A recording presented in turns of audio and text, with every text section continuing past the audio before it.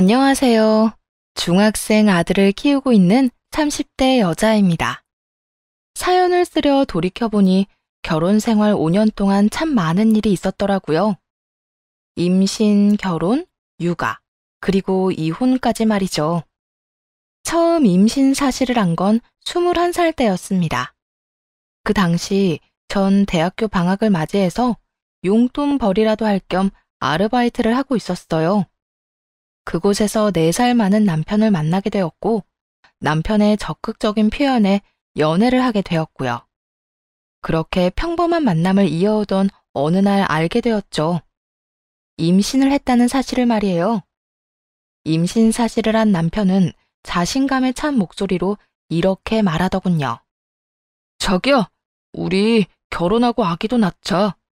나 취업도 했고, 자기랑 우리 아기 정도는 충분히 책임질 수 있어. 나 믿고 결혼해. 자기 공부는 아기 낳고 다시 시작하면 되잖아. 어린 나이였지만 남편의 말을 다 믿은 건 아니었습니다. 출산을 결심하게 되면 남은 공부는 고사하고 이전에 꿈꾸던 삶은 사라지는 것이 분명했죠. 많은 고민 끝에 결국 아이와 남편을 선택하게 되었고, 그렇게 걱정과 우려 속에 결혼까지 하게 되었네요. 고작 25살, 21살의 부부는 능력이 없었고, 결국 시댁에서 신혼을 시작하게 되었어요. 시댁은 2층 단독주택으로 1층엔 시부모님들이 사시고 2층을 저희가 쓰게 되었어요. 친정에 도움을 구했다면 저희 두 사람이 살 집 정도는 충분히 얻어주셨겠지만 부모 가슴에 대못받고 하는 결혼이라는 말까지 듣고 싶진 않았기에 시댁살이를 시작했었어요. 그렇게 시작한 결혼 생활이자 시집살이가 순탄할 리가 없었죠.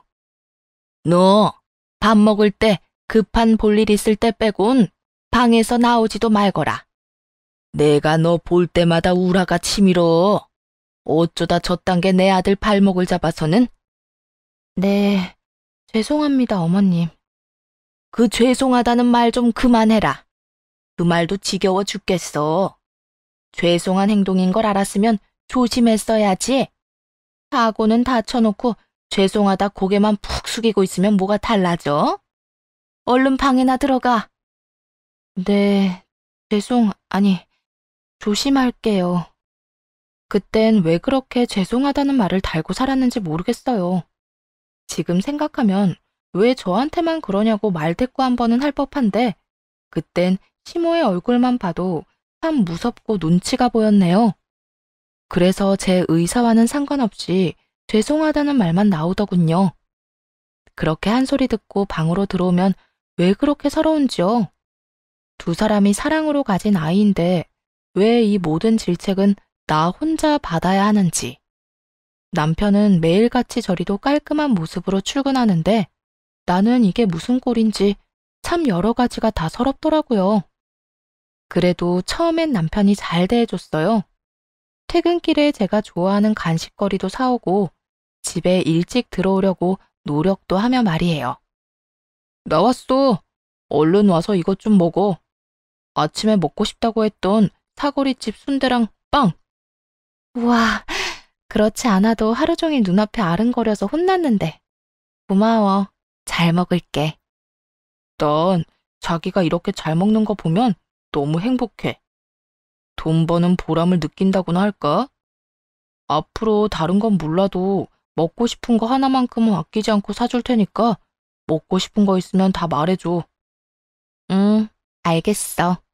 오늘 하루 종일 이리저리 눈치를 보느라 힘들었는데 그 서러움이 한 번에 녹아내리는 기분이야. 오늘도 많이 혼났어? 엄마가 아직 화가 많이 나서 그렇지 조금만 더 지나면 괜찮아질 거야. 원래 그렇게까지 모진 사람은 아니니까 조금만 더 힘내줘. 내가 돈 많이 벌고 부지런히 모아서 빨리 분가할 수 있도록 할게. 입에 발린 소리라도 이런 것들이 참 위로가 되고 힘이 됐었는데 저만큼은 아니어도 역시 어린 남편은 저에게서 점점 멀어져만 갔고 책임감도 점점 잃어가더군요. 그러는 와중 아이의 성별을 알게 되었고 그날 이후 저는 골칫거리 짐짝에서 복덩이가 되었습니다. 어머님, 병원 다녀왔는데 아들이래요. 뭐야? 아들? 그게 사실이야? 네, 여러 번 확인했는데 아들이 확실하다고 하세요. 그래? 아이고, 우리 며느리 고생했다 고생했어. 손귀한 집의 걱정거리를 이렇게나 한 번에 없애주다니. 태몽도 과일이 가득해서 딸 태몽인 줄 알았더니 네가 짐이 아니라 복덩이였구나, 복덩이. 듣기론 시부모가 아들 하나 낳기 위해 가진애를 썼다고 하던데 저는 빠르고 신속하게 대를 이을 아들을 가졌다고 하니 시댁에서 한순간에 신분 상승이 된 것이었죠. 이제 좀 제 생활도 편해지려나 며느리로서 최소한의 대우는 받고 살 수 있으려나 생각했는데 이어달리기 바통 터치를 하는 것처럼 이번엔 남편이 서운하게 굴기 시작했습니다. 아들? 난 딸이 더 좋은데. 애교 많은 딸 말이야. 아들 키워봤자 징그럽기만 하지. 얘가 무슨 말을 하는 거야? 아들, 집안 대를 이으려면 너처럼 듬직한 아들 하나는 있어야 해. 그러니까 이상한 소리 하지 말고 네 마누라 무사히 출산할 수 있게 네가 잘 보살펴줘. 나까지 더 할 필요가 있어? 이젠 내가 굳이 나서지 않아도 엄마가 알아서 잘 챙길 것 같은데 뭘. 난 이제 바깥 일에 더 신경 쓸 테니 귀한 손자 품은 귀한 며느리는 엄마가 신경 써주세요. 그냥 하는 말이 아니더라고요. 그날 이후 서서히 남편은 저에게 무심해지기 시작하더니 어느 날부턴 퇴근하고 돌아와선 잠만 자기 바빴으니까요. 남편 하나 믿고 제 인생과 제 꿈 모든 것을 포기하고 결혼까지 했는데 점점 남편에게 섭섭해지더군요. 하지만 남편이 시모처럼 구박을 하는 것도 아니었고 시모가 잘 대해주기 시작하니 시댁살이도 할만하더군요. 할만해졌다고 해서 이혼 생각을 전혀 하지 않았던 건 아니었어요. 더는 남편이 저를 사랑하지 않는다고 느껴질 때마다 이혼이란 생각이 불쑥불쑥 찾아왔고 시모가 말로 상처를 줄 때마다 이혼하고픈 마음이 굴뚝이었죠. 하지만 당시에 전 너무나도 어렸고 뱃속에 아이도 있었기에 이혼이란 결정을 도저히 내릴 수가 없었습니다. 이렇게 쉽게 이혼하고 도망칠 거였다면 애초에 아기를 낳는다는 결정도 하지 않았을 거라고 이딴 결혼도 하지 않았어야 했다며 스스로 타일렀네요. 그렇게 무사히 출산을 했고 반응은 제 예상과 별반 다르지 않더라고요. 시댁 어른들은 아빠를 쏙 빼닮았다며 기뻐하고 남편은 그냥저냥 미지근한 반응 말이에요. 어머나, 어떻게 된 신생아가 이렇게 이목구비가 뚜렷하니? 아, 그래요? 뚜렷한 편인가요? 그래, 꼭 우리 아들 갓 태어났을 때 모습을 보는 것 같구나. 아주 판으로 찍어 놓은 것 같아. 우리 장손 잘생기기도 했지. 아들, 어때? 아빠 된 기분이? 그냥 뭐, 아직은 별 느낌이 없지. 엄청 작다. 이 정도? 어이구, 하긴, 네 아빠도 처음엔 실감 못하다가 네가 점점 크니까 널 엄청 예뻐라 하셨었어. 자주 보고 자주 안아줘. 우리 귀한 장손. 사람에 따라서 남자들의 부성애는 뒤늦게 발휘되는 경우도 있다고 저도 들은 적 있습니다. 그런데요, 남편은 해도 해도 너무하더라고요. 제가 낳자고 사정사정해서 낳은 자식도 아니고 애초에 자기가 책임지겠다며 더 많이 사랑하겠다고 했던 사람이 저리도 변해버리니 말이에요. 때마침 시모는 집에 다녀오겠다며 자리를 비웠고 그간 쌓였던 말들을 쏟아냈어요. 당신 진짜 적당히 좀 해? 내가 섭섭할 거란 생각은 전혀 못하는 거야? 내가 뭘 어쨌다고. 내가 뭘 어째? 요즘 나한테 찬바람 쌩쌩 부는 거 나 다 느끼고 있어. 지금도 봐. 수고했다. 아프진 않았냐라는 말까진 바라지도 않아. 우리 아들 얼굴 한번 제대로 보지도 않잖아. 이러려고 결혼하자고 책임진다고 그랬어? 아니, 난 그런 게 아니라 회사 생활이 워낙 피곤해서 그렇지. 내가 자기랑 우리 아기 얼마나 사랑하는데. 아, 그런 사람이 요즘 내 얼굴만 보면 시선 돌리기 바빴어? 자기가 그렇게 느꼈다고 하면 내가 미안해. 사과할게. 그런데 나 아직 자기 많이 사랑하고 우리 아들도 사랑해. 설마 내 자식인데 싫기야 하겠어? 정말 진짜로 너무 피곤해서 그런 거니까 그런 오해는 하지 말아줘. 섭섭한 마음도 풀고 말이야. 남편은 오해라고 앞으로 잘하겠다고 하며 마음을 풀어주었지만 그건 역시 말뿐이었습니다. 이때까지만 해도 저런 말을 들으면 기대라도 했는데 살다 보니 점점 그런 기대는 사라지더라고요. 그나마 다행스러운 건 남편이 외도 같은 추악한 짓은 하지 않는다는 것이었죠. 가정에 좀 무심한 것이야 참고 살면 되는 문제였고, 그렇게 참고 살다 보니 어느새 4년이란 세월이 지났습니다. 여전히 전 시댁살이를 하고 있었지만 이제는 아무것도 모르는 21살 때와는 달리 불만이 가득한 상태였어요. 우선 출산을 하고 아이가 어린이집만 다니게 되면 복학하게 해주겠다는 약속은 당연히 지켜지지 않았습니다. 어차피 거의 포기 상태이기도 했지만요. 혼자 육아를 하며 사이버 대학을 접수해 사회복지학과 수료를 마친 후라 대학 생활엔 큰 미련이 없기도 했고요. 다만 불만이 컸던 건 이런 것들이 아닌 바로 분가 문제였어요. 가끔 시모 때문에 힘들어할 때마다 남편은 이렇게 말하곤 했거든요. 조금만 기다려. 우리 아들 초등학교 들어가기 전엔, 아니, 5살쯤 되면 분가하자. 그때까지 설마 우리 세 식구 살 집도 못 구하겠어? 그러니까 그때까지만 조금만 더 기다려줘. 이런 말을 했는데 약속했던 5살이 다가와도 아예 말조차 꺼내지 않더군요. 어쩌다 제가 먼저 이야기를 꺼내는 날엔 이 핑계 저 핑계를 대며 짜증을 내기 바쁘더라고요. 여보, 우리 분가 문제는 생각해보고 있는 거야? 그럼 생각도 하고 알아보고 있긴 한데 집값도 많이 오르고 해서 여의치가 않네. 내가 계속 말했잖아. 꼭 자가 아니어도 되고 꼭 넓은 집이 아니어도 된다고 말이야. 원룸, 투룸이어도 아무 상관없다니까.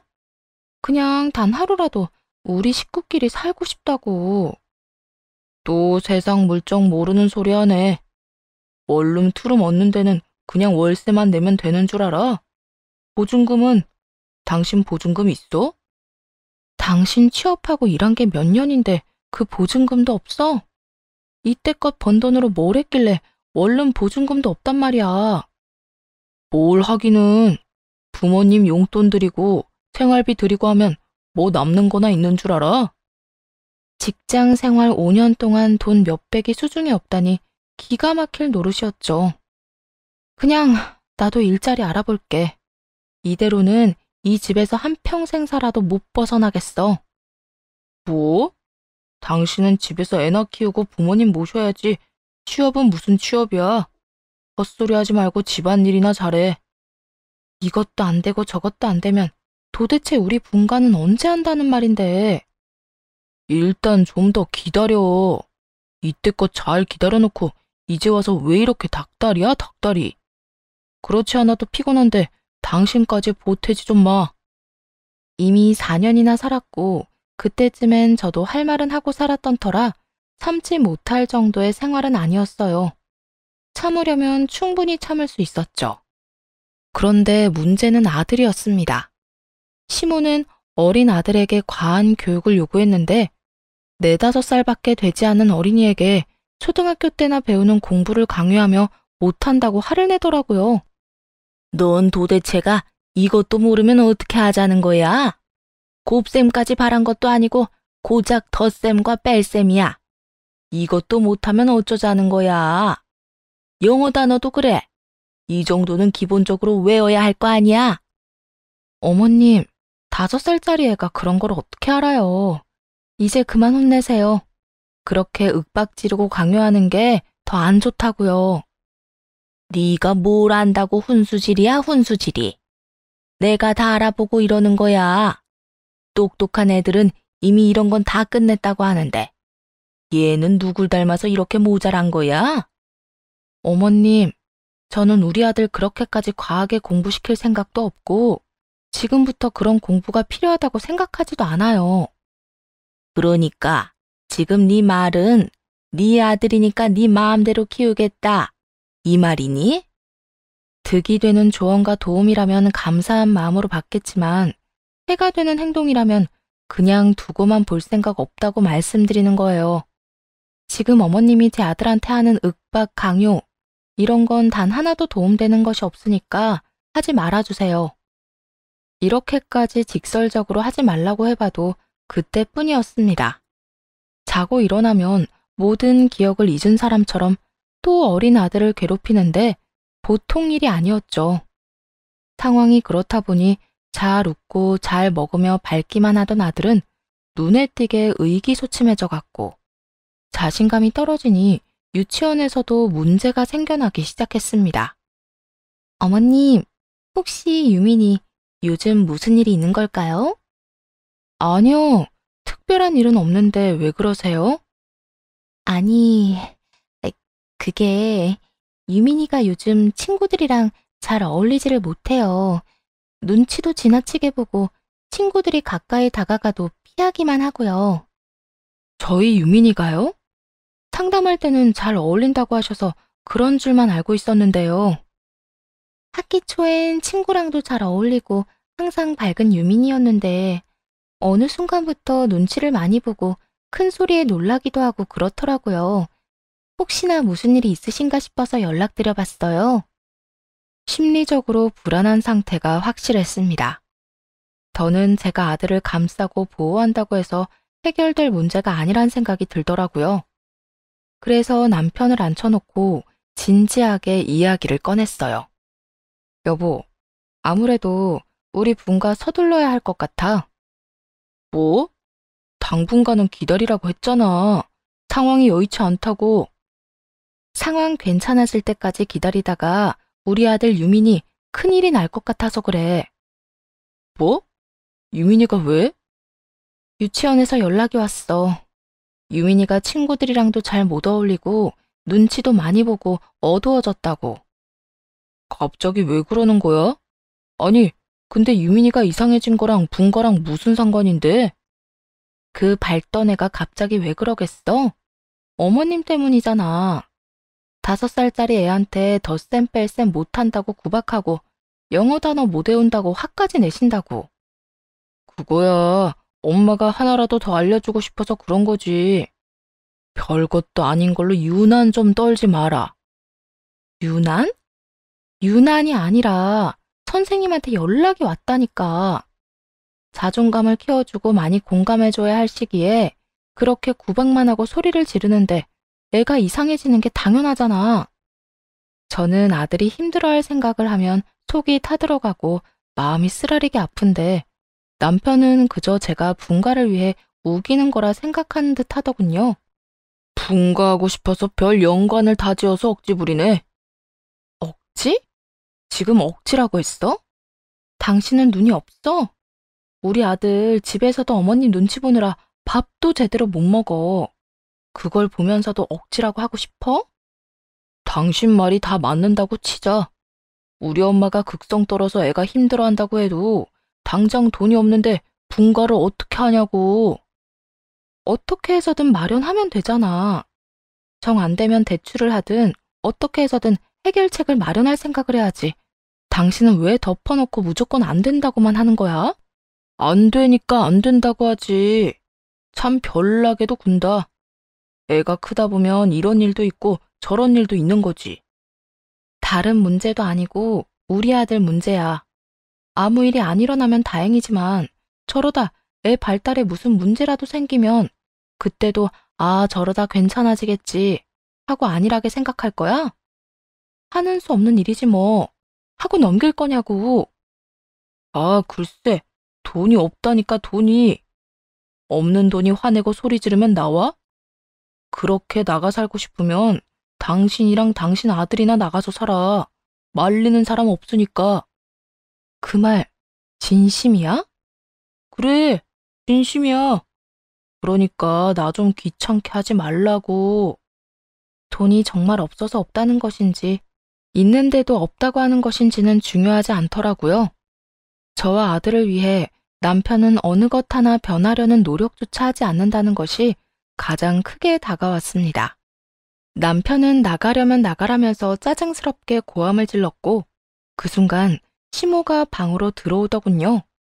문 밖에서 다 엿들은 모양이었죠. 그러고는 뭐라고 말할 틈도 없이 제 뺨에 손을 대더군요. 어디 힘들게 일하고 들어오는 남편을 잡아대는 거야? 네가 이딴 식으로 구니까 내 손자를 너한테 못 맡기는 게야.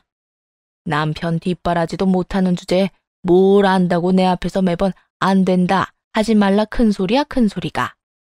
이혼을 하게 되면 겪게 될 일들에 대한 걱정, 우려, 그리고 아들에 대한 걱정까지 여러 가지로 제 머릿속이 혼란스러웠는데 한 대 맞고 나니 정신이 맑아지더군요. 그리고 이혼에 대한 확신이 생겼죠. 우선 시모가 보는 앞에서 남편의 뺨을 있는 힘껏 올려붙이며 이렇게 말했습니다. 어른은 차마 때릴 수 없으니까 당신이 대신 맞아. 아무리 생각해도 내가 맞을 이유가 없어서 말이야. 남편은 남편대로 한 대 맞았다는 충격으로, 시모는 시모대로 자신이 보는 앞에서 아들이 당했다는 충격에 아무 말도 못하고 둘 다 저를 보고만 있더라고요. 그리곤 남편은 이내 정신을 차린 것인지 뺨을 매만지며 언성을 높이기 시작했죠. 당신 미쳤어? 이런 짓까지 하고 뒷감당 어떻게 하려고 그래? 뒷감당? 뒷감당을 내가 왜 해? 나 당신이랑 이혼할 건데. 뭐? 이혼? 지금 이혼이라고 했어? 그래, 이혼. 나보고 나가고 싶으면 내 아들 데리고 나가라며. 그게 이혼하자는 말이랑 뭐가 다른데? 나라고 네가 좋아서 이날이 때까지 같이 산 줄 알아?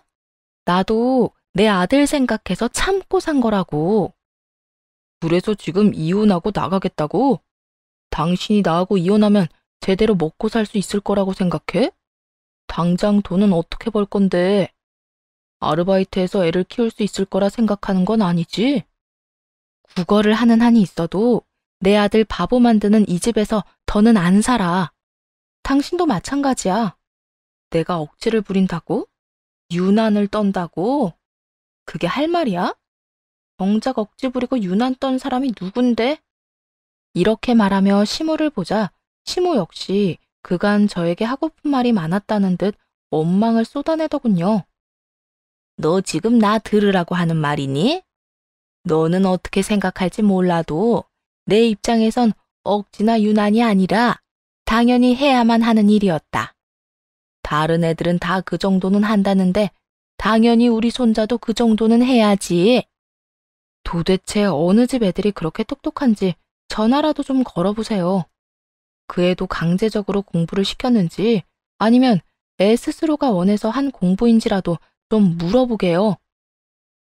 그게 친한 사이는 아니고 건너 아는 집 손주가 그렇다고.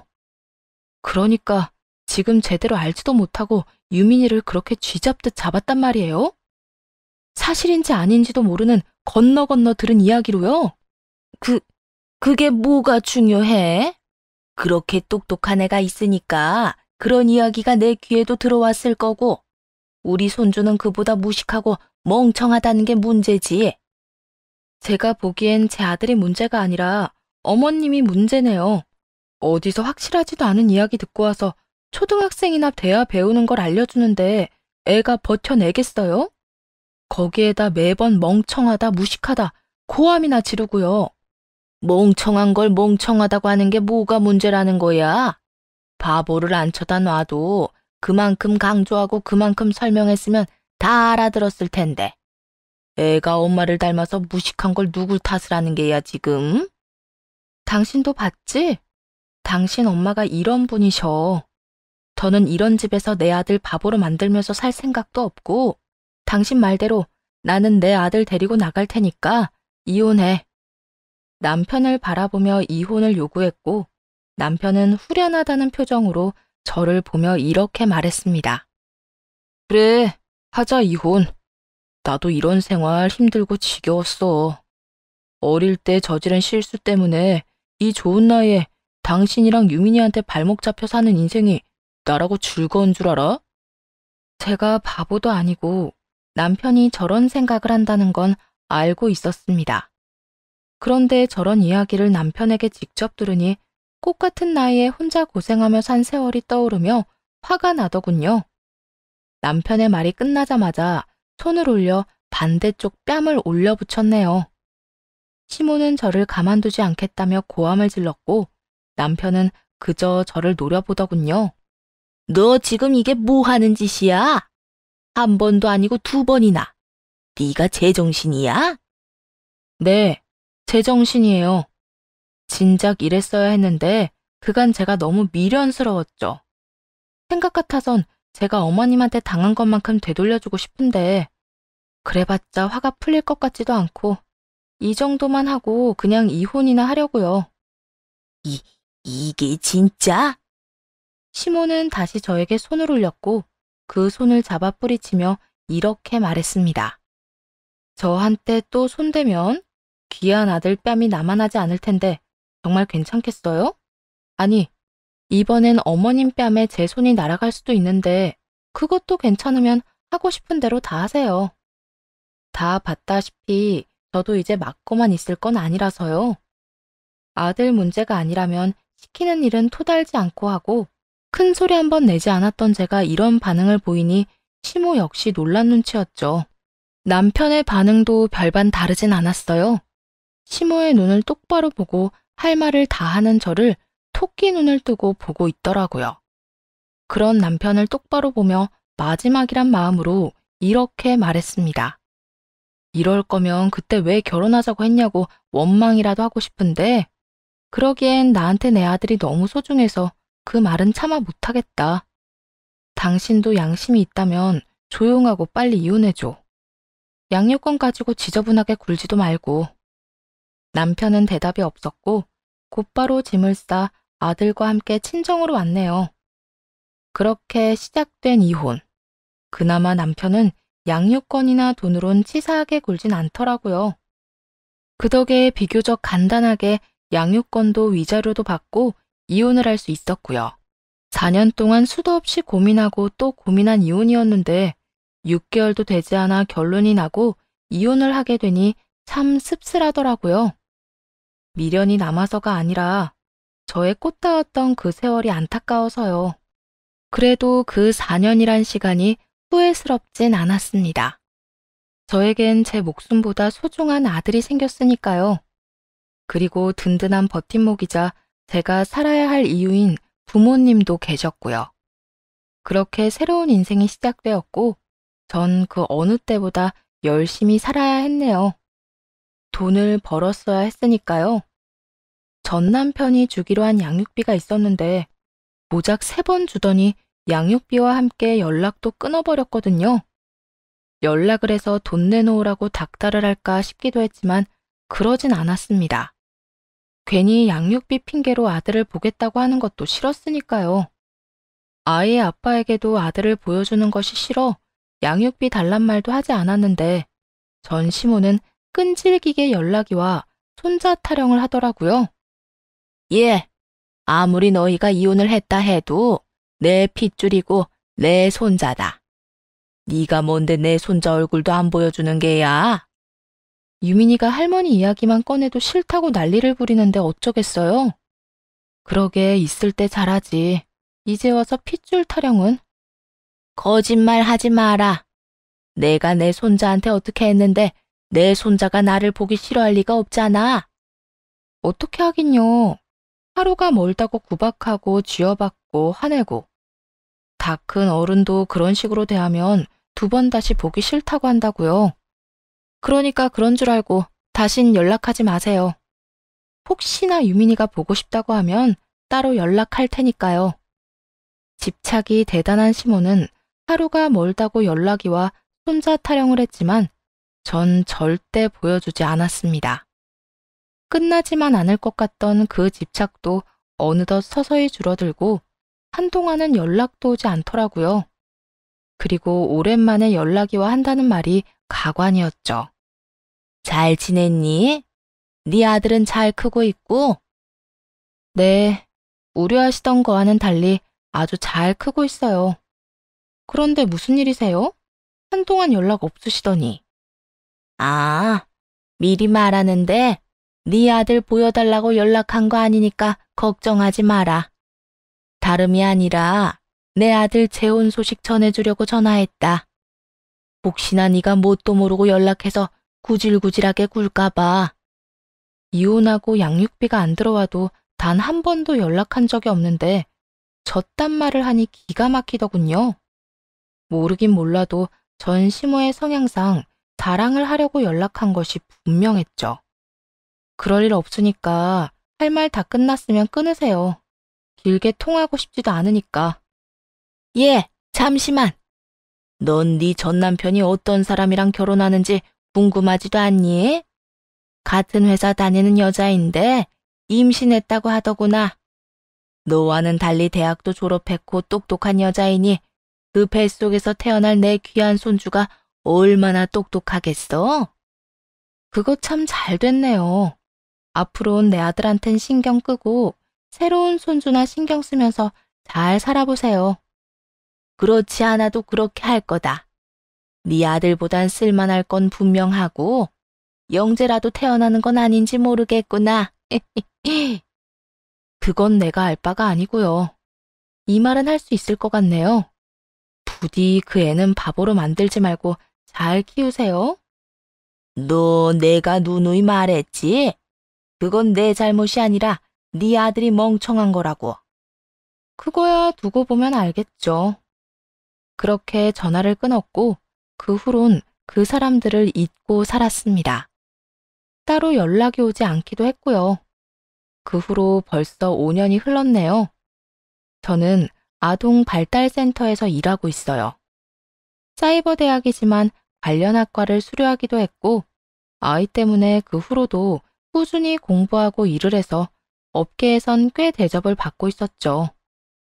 안정된 생활만큼 아들과 보내는 시간도 많았고 제 생애 가장 행복한 시간이라는 생각이 들 정도로 만족스러운 나날들이었네요.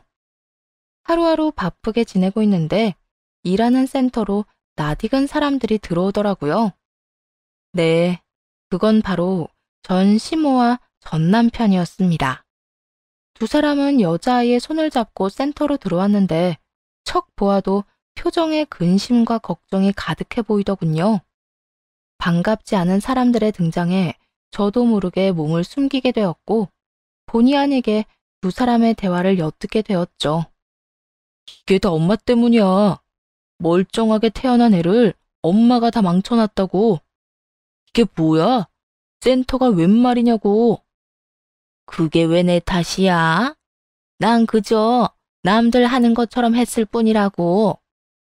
도대체 그 남들이 누군데? 누가 4살짜리한테 그 어려운 공부를 그것도 강제로 시키냐고. 있어, 영재 엄마들. 들어보니까 다들 이렇게 했다고 하더라. 그 애들이 지금 얼마나 똑똑한 줄 아니? 엄마, 그건 특별한 애들이나 그런 거고 우리 딸은 평범한 그냥 4살 여자아이야. 첫 손자도 그렇게 괴롭혀서 아들 이혼시키더니 그걸로 만족이 안 됐어? 기어코 내가 또 이혼하고 손녀는 센터까지 다니게 만들고 나니까 속이 시원해? 그게 왜 내 탓이야? 다 그년들이 되바라져서 그렇지. 시어머니 입장에서 잔소리 좀 할 수도 있는 거지. 그걸 못 참고 이혼이나 하고 말이다. 애 문제도 마찬가지다. 원래가 좀 멍청한 애들이었다고. 엄마, 여기 오기 전에 들린 센터만 3군데야. 거기서 하나같이 과한 교육에 의한 정서적 문제라고 하는 말 못 들었어?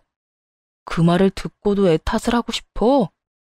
들어보니 애 엄마는 아들이 아닌 딸을 낳았다는 이유로 전 시모의 시집살이를 버티지 못하고 이미 도망간 상황이고 남은 아이는 시모의 학대와도 같은 교육에 발달에 약간의 문제가 생겼더군요.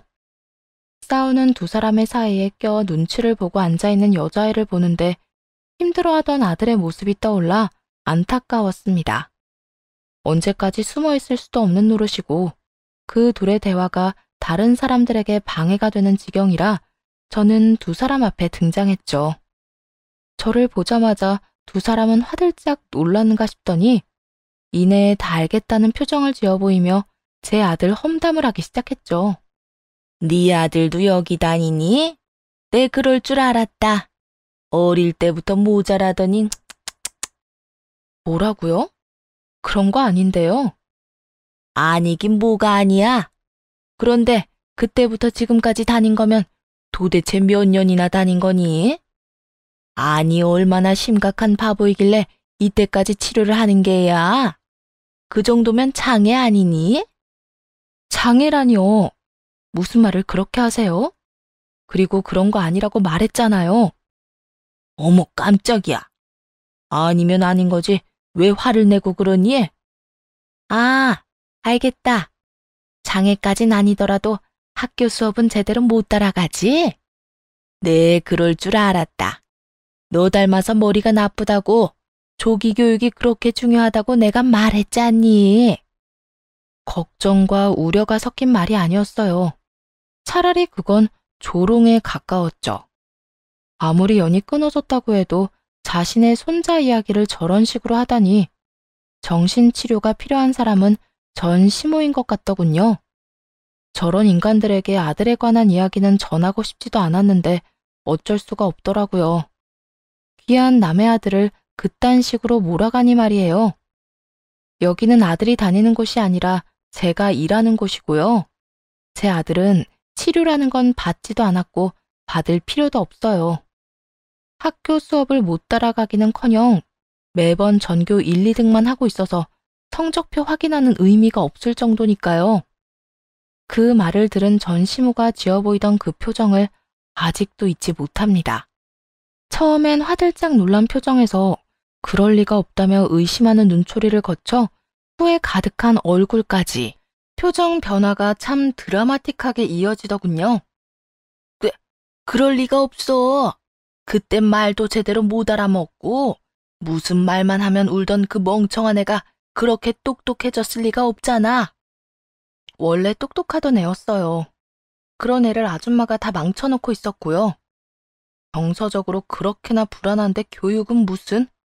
그건 애를 망치는 지름길이었다고요. 얘가 지금 생사람 잡네. 내가 망쳤다는 증거 있어? 증거라도 있냐고. 여기 있잖아요, 여기. 아줌마의 새로운 손녀. 들어보니 이 아이도 제 아들하고 비슷한 증상이 보이던데 보나마나 아줌마가 애를 못 살게 괴롭혔겠죠. 더는 전시모도 우기지 못하더라고요.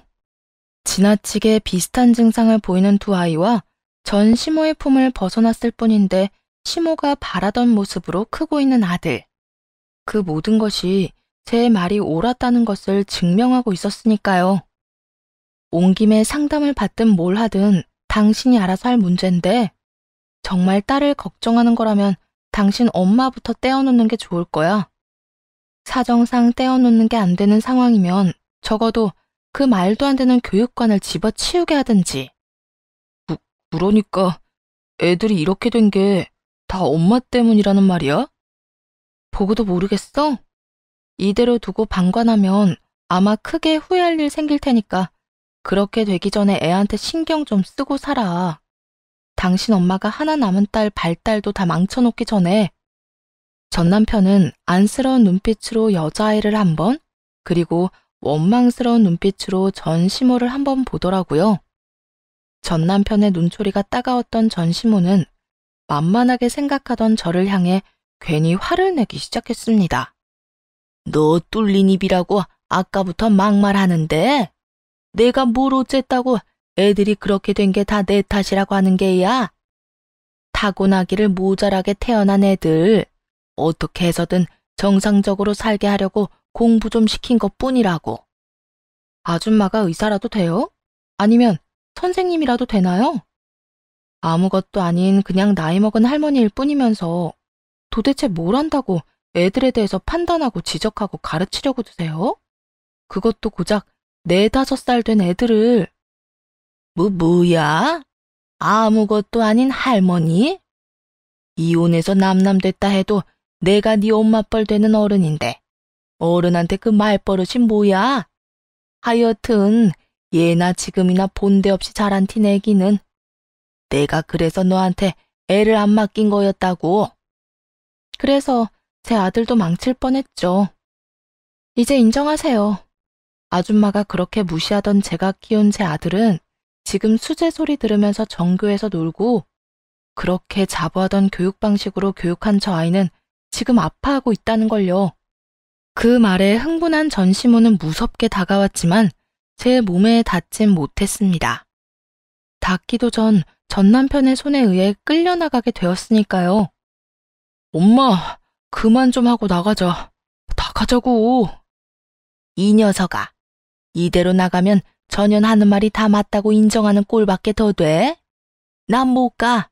절대로 못 간다고. 엄마가 인정 못하면 어떻게 할 건데? 아무것도 모르는 내가 들어도 틀린 말이 하나 없는데. 우리가 인정 안 한다고 달라질 게 있을 것 같아? 일단 나와.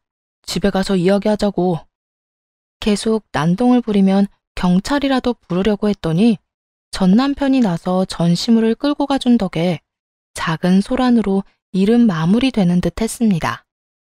그래도 그 집구석에 전 남편 한 명이라도 정신을 차렸으니 다행이라고 그렇게 생각했는데 그것도 착각이더군요. 며칠 뒤 전 남편이 염치도 없는 뻔뻔한 얼굴로 찾아왔으니까요. 처음엔 센터로 찾아왔기에 딸의 문제로 여러 가지 상의를 하려고 왔다 생각했어요. 아무래도 아들과 비슷한 모습을 보이기도 했으니까요. 그래서 흔쾌히 차 한잔 하자는 말에 응한 것이었는데 찾아온 목적은 따로 있더라고요. 잘 지냈어? 안부나 묻자고 찾아온 거 아닐 거 아니야. 딸 때문에 온 거 아니까 물을 거 있으면 그냥 물어봐. 딸 때문이기도 한데 당신한테 할 말도 있어서 찾아왔어. 할 말? 우리 사이에 남은 할 말이 있어? 이혼한 지가 5년인데? 에이, 그렇게 딱딱하게 굴지 말고 지난 5년 동안 내 생각 한 번도 안 했어? 난 당신 생각 많이 했는데. 참나 하는 소리가 절로 나오더군요.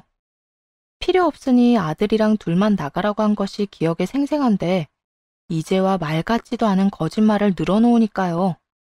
생각? 당신이? 내 생각 날 만한 상황이긴 하지. 그렇지? 우리가 이혼할 때 좀 틀어져서 그렇지. 그전까진 사이 좋았잖아. 무슨 개소리야. 사이가 좋기는 무슨? 난 양육비 이야기하는 거야.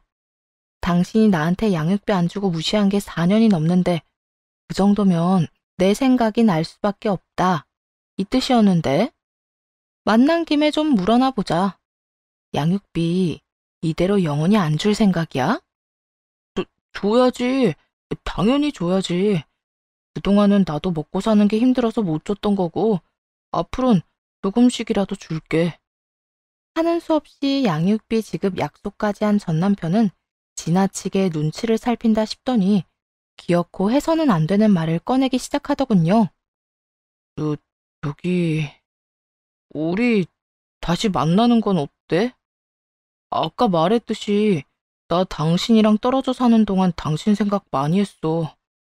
그동안은 염치가 없어서 연락도 못 했는데 이렇게 만나게 되니까 운명이란 생각이 계속 들더라고. 당신은 그런 생각 안 들었어? 운명은 무슨? 너 이혼 2번 당하더니 머리가 어떻게 된 거 아니야? 어딜 찾아와서 말 같지도 않은 말을 꺼내는 거야? 뭘 그렇게까지 화를 내. 전혀 말이 안 되는 것도 아니잖아. 그건 네 생각이고 난 너 같은 인간 때문에 내 인생 또 망치기 싫으니까 헛소리 하려거든 꺼져. 이런 반응을 전혀 생각하지 못했는지 멍청한 전 남편은 당황한 듯 머리를 벅벅 긁어대더라고요. 그러더니 큰 결심을 한 듯 제 발 아래 무릎을 꿇고 밀기 시작했습니다. 그러지 말고 다시 한번 생각해봐. 유민이도 이제 아빠 필요할 나이일 거고 내 딸도 엄마가 필요해. 물론 나도 당신이 필요하고 말이야. 뭐? 그러니까 너조차고 나보고 그 지옥에 다시 들어와라. 이 말이네? 과거에 내가 당신하고 유민한테 무심했던 거 인정해. 그땐 나도 어렸고, 당신에 대한 소중함도 몰랐었어. 그런데 지금은 아니야. 내가 당신을 얼마나 사랑했었는지 다 깨달았다고. 제 다리에 매달려 나오지도 않는 눈물을 짜내며 반성하는 척 사랑을 입에 올리는 전 남편의 모습에 온몸에 두드러기가 올라오는 기분이었죠. 곧바로 걷어차듯이 전 남편의 손길을 뿌리쳤고 아무 감정도 없는 표정으로 내려다보며 이렇게 말했습니다. 그래서? 그게 나랑 무슨 상관인데? 네가 반성했든 네 딸이 엄마가 필요하든 그런 건 나랑 아무 상관도 없어. 나랑 내 아들은 너 따위 인간 필요도 없을 뿐더러 생각도 하지 않고 살고 있으니까 다신 찾아올 생각하지도 마. 그 후 전 남편이 찾아와서 귀찮게 하는 일은 없었고 조금이라도 준다던 양육비 역시 들어오진 않았죠. 가끔 딸을 핑계로 연락이 오긴 했지만 그런 연락조차 받고 싶지 않아 차단을 해버렸네요. 그 후 저는 여전히 꿈을 꾸며 열심히 지내고 있습니다. 요즘 제 꿈은 바로 센터를 여는 것인데요. 아직 배워야 할 것이 많은 것 같아 틈틈이 공부도 하며 지내고 있어요. 아들은 어느새 중학생이 되었어요. 여전히 공부는 스스로 잘하고 있고 교육에 관해선 간섭하지 않고 있습니다. 아들의 성향으로 볼 때 제가 옆에서 왈가왈부하는 것보단 그저 지켜보며 아들이 원하는 대로 이끌어주는 것이 더 좋을 것 같아서요. 요즘엔 사춘기가 온 것인지 자주 툴툴거리기도 하고 묻는 말에 대답을 하지 않곤 하는데요. 자연스러운 현상이니 크게 나무랄 생각은 없지만 이 시기에 아들과 멀어지게 되면 관계 회복이 힘들 것 같아 잔소리 대신 산책을 함께 하고 있어요. 처음엔 아들이 귀찮아하는 것 같아 그만해야 하나 고민도 했는데 요즘엔 글쎄 산책하러 가는 시간만 되면 시키지 않아도 커피를 태운 텀블러를 들고 절 기다리는 거 있죠? 모르긴 몰라도 아들 녀석도 내심 그 시간을 즐기는 것 같기도 하네요. 사실 임신 사실을 안 순간에도 출산을 했을 때도 전 남편과 이혼할 때도 아들에게 늘 미안했어요. 어린 엄마인 것도 그런 엄마가 이혼까지 한 것도요. 아들 앞에서 티를 내진 않았지만 어느 것 하나 미안하지 않은 것이 없었죠. 그래서 아들이 저를 미워하면 어떻게 하나 내심 걱정도 많이 했는데 아들이 제 생일날 쓴 편지에 이렇게 쓰여 있더라고요. 엄마가 내 엄마라서 나는 행복해. 늘 나한테 미안해하는 거 알고 있는데 그러지 않았으면 해. 난 날 포기하지 않고 낳아주고 키워준 엄마를 누구보다 존경하고 사랑하니까. 늘 내가 하려는 대로 이끌어주고 내가 원하는 길로 나아갈 수 있게 밀어줘서 고마워. 사랑해 엄마.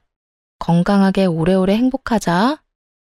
혹시나 눈물이 떨어질까 편지를 머리 위로 들고 읽으며 얼마나 울었나 모릅니다. 한 글자 한 글자가 지난 날을 위로해주는 기분이 들었고 또 고맙다는 그 말이 제가 한 선택이 틀리지 않았음을 증명하는 것만 같아서요. 21살에 출산을 하고 25살에 이혼을 했다는 말을 하면 네 팔자 네가 꼬았다. 왜 그 아기를 낳았다며 질책 아닌 질책을 하는 사람들도 있었습니다. 그런데요, 이렇게 잘 키운 아들이라면 팔자가 꼬인 것이 아니라 팔자 하나 잘 타고난 거 아닐까요? 다른 사람도 아닌 제 아들이 저를 존경한다는데 이보다 더 좋은 인생이 어디 있을까 싶네요. 다른 사람들의 생각이 어떠하듯 전 그렇게 생각하고 살아가려고요. 아들에게 존경받을 수 있는 멋진 어른으로 사랑하는 아들과 오랫동안 더 행복하게 말이에요. 다들 응원해 주실 거죠? 이렇게 제 사연도 끝이 났습니다. 사연을 쓰기 전까진 글재주가 워낙 없어 걱정이 많았는데 다 쓰고 나니 뿌듯하기도 하고 후련하기도 하네요. 긴 이야기였을 텐데 끝까지 들어주셔서 너무나도 감사하다는 말을 전하며 이만 물러가 볼게요. 행복 가득한 하루 보내세요.